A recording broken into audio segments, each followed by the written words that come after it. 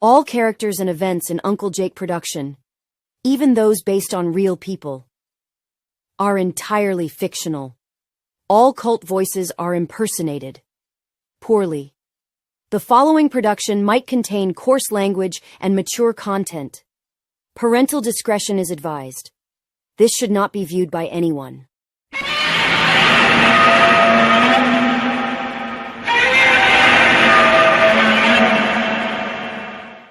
Court calls case 25-20560, United States of America versus Kathleen Klein.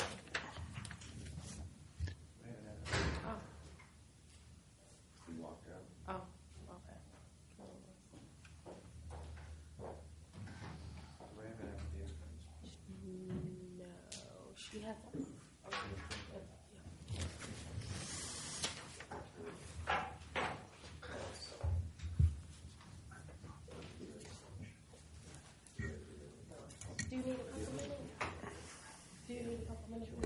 I've already spoken with her, so I think we're ready to go right now. I called her. She can come. Okay, come on. There was a rule when I was practicing law that if I waited through a long docket, the minute I got up to use the restroom, they would call my case. Oh, yeah. I was talking with Ms. Cohen. But, Oh, okay, all right. But I have been known to do that as well. We haven't called it yet, though. Just a second.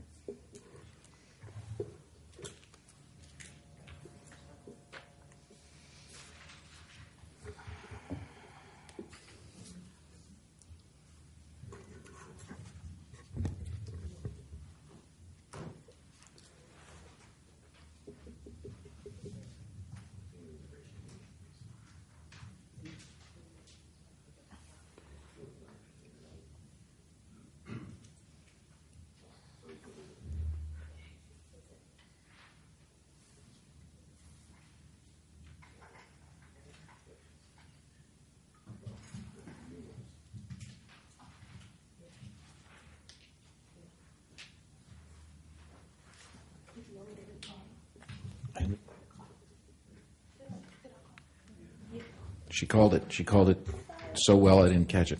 Okay. You did? You All right, called the case? appearances, please. I'm so sorry. Good afternoon, Your Honor. Sarah Cohen appearing on behalf of the United States. Good afternoon, Your Honor. Michael Bellata appearing on behalf of Kathleen Klein, who's standing to my left. Okay, thank you. And you are Kathleen Klein? Yes, sir. All right. Speak up. Yes, Your Honor. All right. I'm Judge Patty. You're here in federal court because you've been charged in a criminal first superseding indictment. And let me just clarify with the government. I see her charged in count 1 and then in the forfeiture count. Is that correct? That is correct, Your Honor. All right. Ms. Klein, have you received a copy of the indictment, the first superseding indictment? Just now, Your Honor. Okay. All right. You're charged in count 1 with conspiracy to commit forced labor. And there are also criminal forfeiture allegations against you in this first superseding indictment. You have the right to be represented by an attorney in this matter, and you are being represented right now by Mr. Bellata. But I want to make sure that you understand that is not a luxury. That's a right under the Constitution, and you have the right to have an attorney represent you at all critical stages of these proceedings. Anytime you're in court, anytime you're being questioned, to help you prepare for trial and to give you advice as necessary. Do you understand that you have that right? Yes, Your Honor.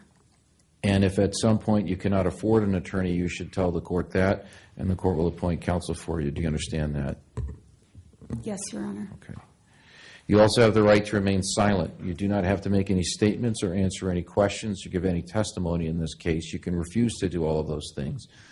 If you've made statements previously, you do not have to make any additional statements, and if you start to make a statement, you may stop at any time. Do you understand that? Yes, Your Honor. If you do make any statements or answer any questions or give any testimony, anything that you say can and will be used against you in a court of law and in the prosecution of this case. Do you understand that? Yes, Your Honor. Pursuant to Rule 5F, the United States is ordered to comply with its disclosure obligations under Brady v. Maryland and its progeny. Failure to timely do so may result in dismissal of charges, exclusion of evidence, adverse jury instructions, contempt proceedings, and other sanctions. I will issue a written order to that effect. Were we planning to complete this arraignment today? Yes, Your Honor. Okay. Do I have an acknowledgement? Klein's signing it right now, Your Honor. Thank you.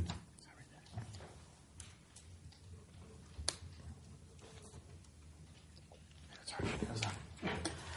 I'm going to tender, if I could. To the Thank you. court.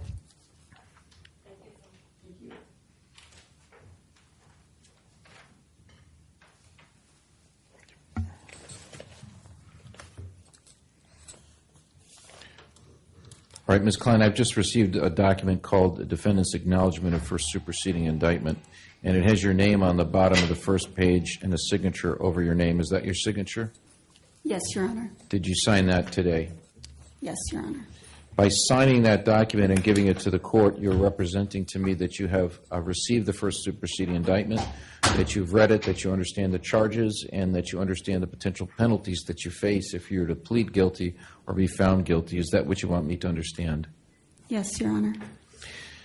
On the charge of the only count against you, conspiracy to commit forced labor, if you plead guilty or found guilty of that charge, you can be sentenced up to 20 years imprisonment and a fine of up to $250,000. And as I previously mentioned, there are criminal forfeiture allegations as well.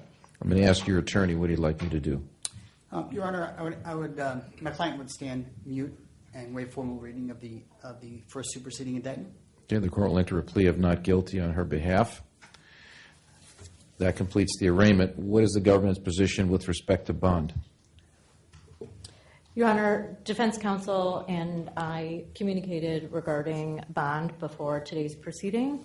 The government communicated to defense counsel that we would agree to bond in the case of Ms. Klein as long as those conditions were the same as the conditions of bond imposed by Judge Berg with regard to defendant number 2, Michelle Brannon.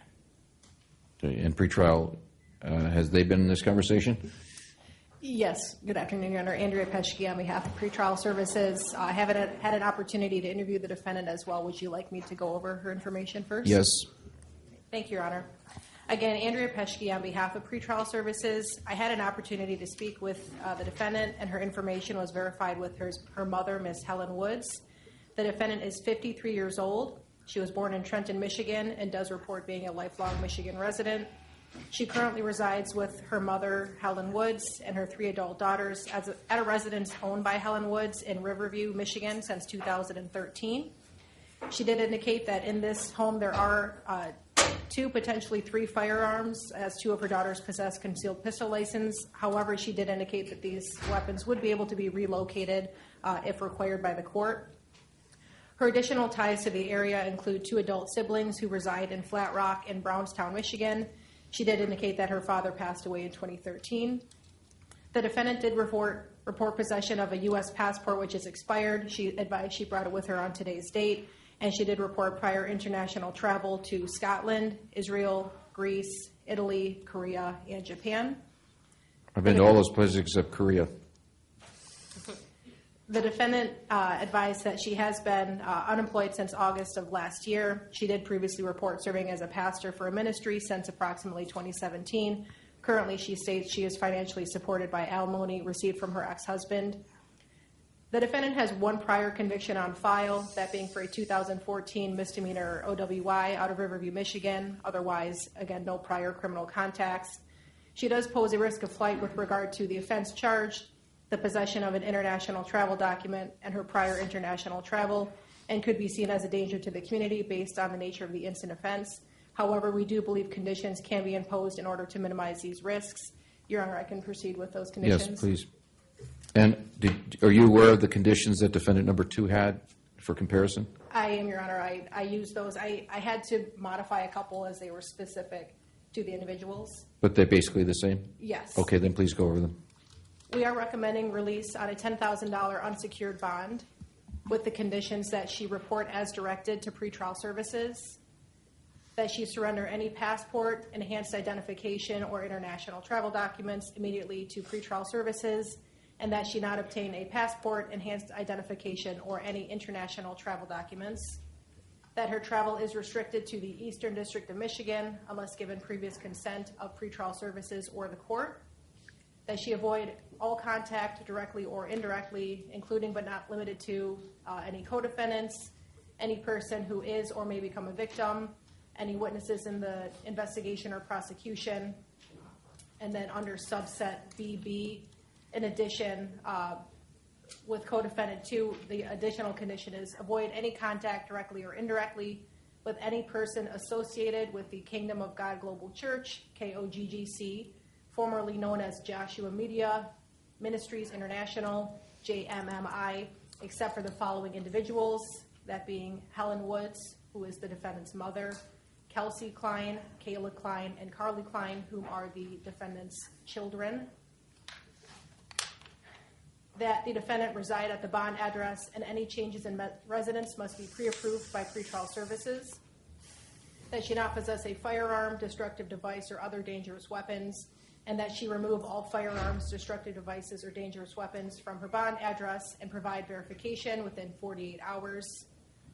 That the defendant participate in the location monitoring program under standalone monitoring, which means there's no residential component, that being curfew, home detention, or home incarceration, and that she submit to location monitoring via GPS. The defendant is permitted the use of a computer and or internet-connected device. She will agree to participate in the computer and or internet restriction program and will abide by all rules and requirements of the program. She will permit pretrial services to configure, manage, and install monitoring software on all approved devices. The defendant's use and access to computers and or internet-connected devices is limited to those that can be configured, managed, and monitored by the pretrial services or supervising officer, and she will be responsible for the cost of the computer and or internet monitoring software based upon their ability to pay as determined by pretrial services. And lastly, that she submit to an initial drug test. If negative, discontinue testing. If positive, submit to drug testing as directed by pretrial services. Acceptable to the government? Your Honor, there's an issue with the exception for the daughters and the mother. Specifically, the daughters and the mother have been associated with JMMI and KOGGC. The exception for defendant number 2, Michelle Brannon, was made for her son, and that is docket number, again, 25-205-60, and there was an exception made by Judge Berg for Michelle Brannon's son. However, Who's defendant 2? Michelle Brannon. Okay. She's charged, Your Honor, with all the counts. My client's only charged with count 1. Okay. So you're taking exception to the exception that she can have contact with Michelle Brennan's son? No, specifically, Your Honor, let me be... Her own daughters, Your Honor. Okay, her own daughters you mentioned. Correct. We would object to her that. own daughters, Right. as well as her mother, are potential witnesses or victims in this matter. Maybe one, maybe both. I'm not going to comment publicly on the ongoing investigation into the daughters' roles and involvement in this organization, as well as the mothers. So the issue here, Your Honor, is that by having continuing contact with the family members, she is having continuing contact with members of the organization. Okay. Well, tell me about the issue. So I got it about her mother and her daughter, but what was the issue with the son of Michelle Brannon? I was comparing, Your Honor, that an exception by Judge Berg was made for the son of Michelle Brannon. I see. The son of Michelle Brannon was also involved in the organization. However, Judge Berg stated on the record, there is to be no contact with members of the organization, and it is up to the family to make those decisions. And so that is why there's an exception for Joshua Riles. Your Honor, if I may, Yes. I think it's absurd and there have been plenty of cases where a defendant has family members that are potential witnesses. I've never, ever heard of a case where a mother was ordered to have no contact with her own 3 daughters whom she lives with her mother. I think that's ridiculous. If you look at the indictment, the only thing that, there's very little that this defendant is charged with.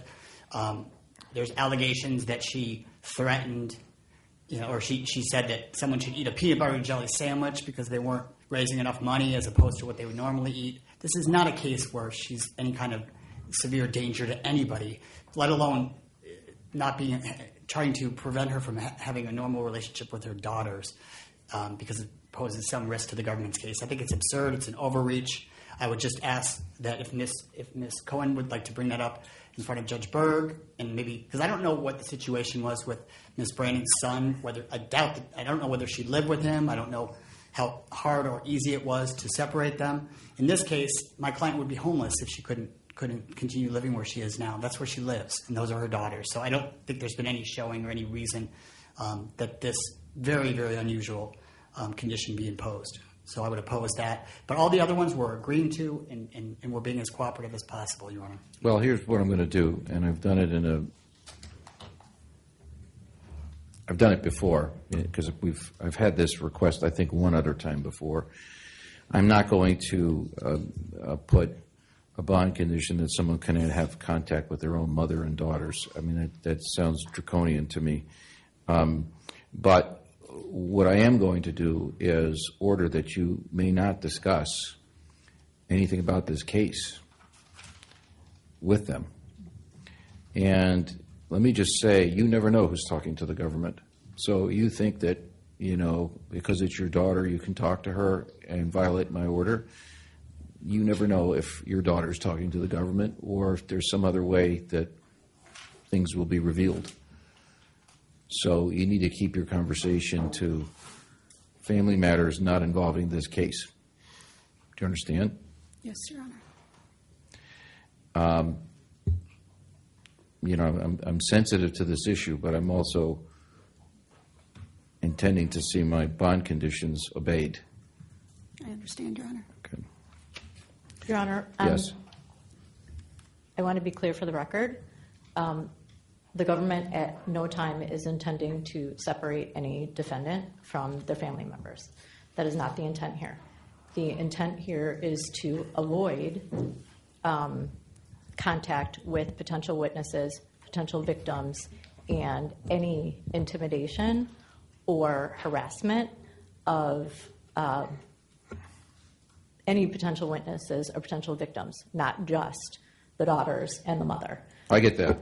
And we're talking about the exception. And obviously, if a threat were made, that would be a violation because that would be a discussion of this case. Even intimating a threat. But I do accept the exceptions that the pretrial services has recommended because I just can't see on this record that you would not be talking to them, but not about this case. So, do you understand the bond conditions? Yes, Your Honor. Can you tell me that you'll abide by them? Yes, I will And abide by them. you heard them all? Yes. All right, then that'll be the order of the court. Your Honor, I do have a yes. question regarding funding. If pretrial services could kindly repeat the issue regarding funding by KOGGC with regard to the defendant's housing or any other matters. It's my understanding that the residence the defendant resides in is owned by the defendant's mother. I don't have any information as to who's specifically paying the mortgage. I know with defendant number 2, there was discussion as the former residence she was living in was paid by the church, so there was a specific condition that she proves that the costs associated with the residence are not to be funded by the church.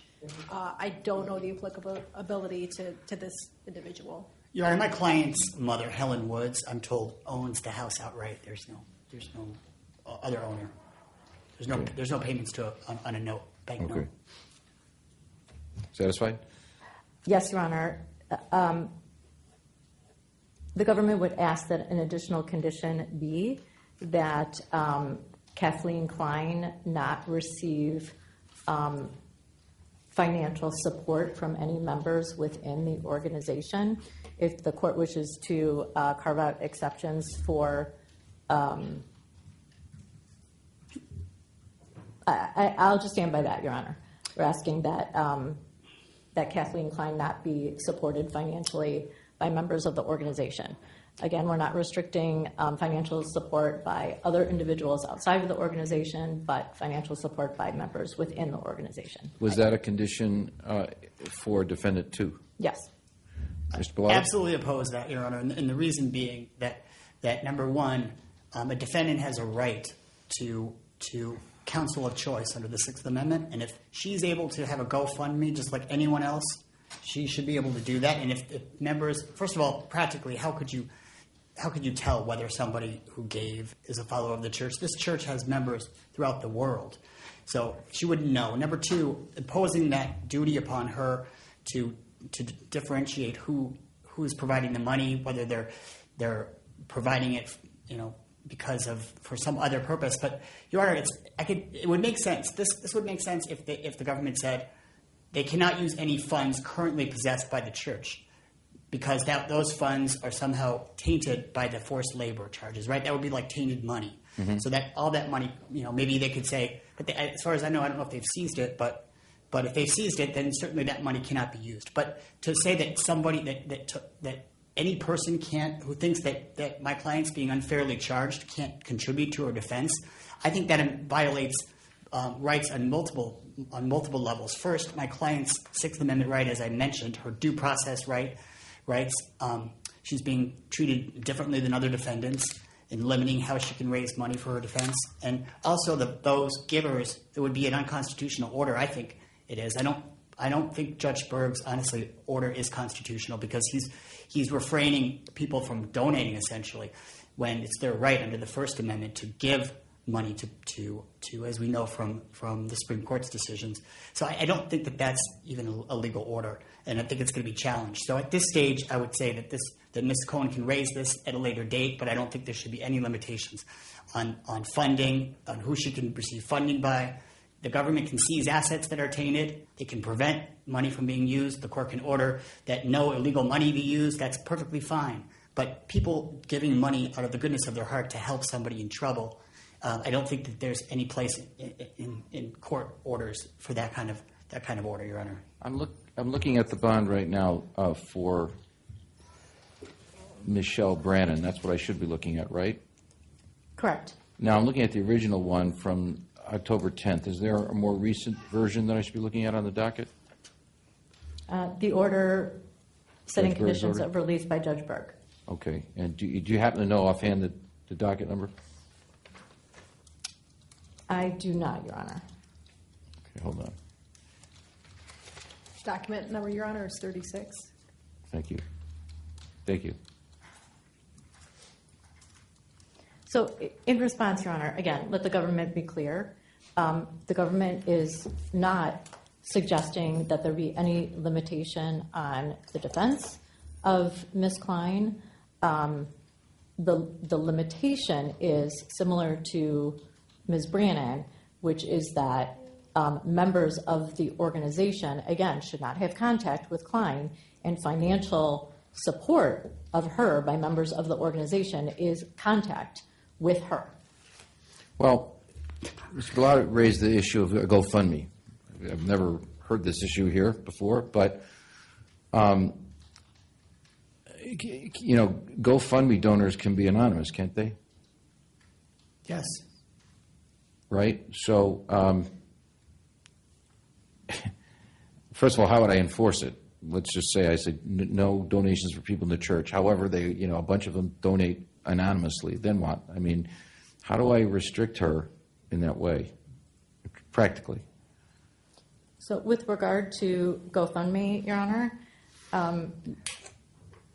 our position with regard to Michelle Brannon is that, yes, she has a right, if she wishes, to set up a GoFundMe page, or for someone unassociated with the organization to set up a GoFundMe page, but it is the government's position that members of the organization cannot donate to that fund, because that would be a violation of contact between defendant number 2 and members of the organization. So we're asking for a similar restriction here. And of course, if there's an anonymous donor that the court or the government is unable to establish is a KOGGC member. Let me just ask this, because again, I'm looking at this bond now. Now I'm looking at the the conditions that Judge Berg set in ECF 36. Can somebody direct me to the portion of that order, because it's a long order with a lot of boxes, where I'm going to find that? It is the last condition, double B, Your Honor. That's where I am. It says, avoid all contact directly or indirectly with any person associated with the Kingdom of God Global Church, formerly Joshua Media Ministries International, except for the following individual, and then it gives the name of that person. That's all it says. Right. That Okay, is it correct. doesn't say anything about financing or donations or anything, right?